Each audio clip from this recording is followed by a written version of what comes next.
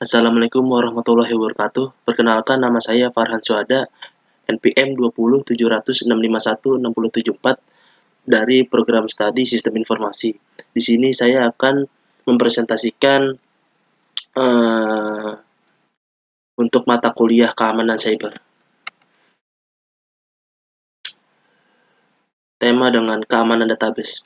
Pengertian keamanan database. Keamanan database adalah suatu cara untuk melindungi database dari ancaman baik dalam bentuk kesengajaan ataupun tidak. Keamanan database tidak hanya berkenan dengan data yang ada pada saja, tetapi juga meliputi banyak lain dari sistem database. Agar memiliki suatu keamanan yang efektif, dibutuhkan kontrol yang tepat. Seorang yang mengontrol dan mengatur database adalah administrator. Seorang administrator yang memegang peran penting pada suatu sistem database. Keamanan database dapat dikelompokkan menjadi 3, yaitu yang pertama, pencurian dan penipuan data. Pencurian dan penipuan data base tidak hanya mempengaruhi lingkungan database, tetapi juga di lingkungan perusahaan atau organisasi. Untuk itu, diharuskan fokus pada kekuatan sistem agar terhindar dari akses orang yang tidak memiliki kewenangan. Yang kedua, ada hilangnya kerahasiaan dan privasi. Suatu data dapat memiliki nilai kerahasiaan karena data tersebut merupakan pada sumber daya yang strategis pada perusahaan. Maka pada kasus ini, data tersebut harus diamankan dengan memberikan hak akses pada orang tertentu saja. Yang ketiga, hilangnya integrasi. Integrasi ini berkaitan dengan akurasi dan kebenaran data dalam database, seperti data korup.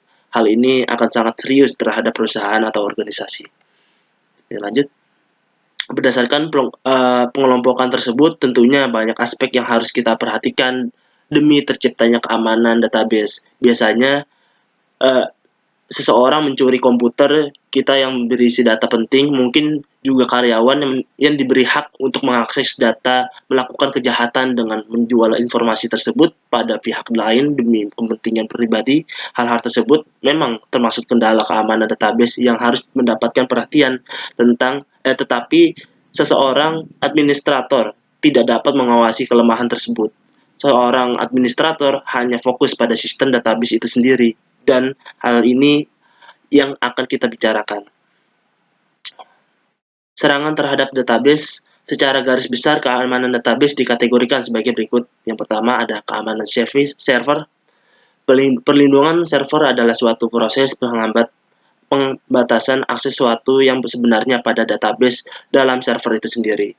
Menurut Blake Whitman adalah ini suatu sisi keamanan yang sangat penting dan harus direncanakan secara hati-hati.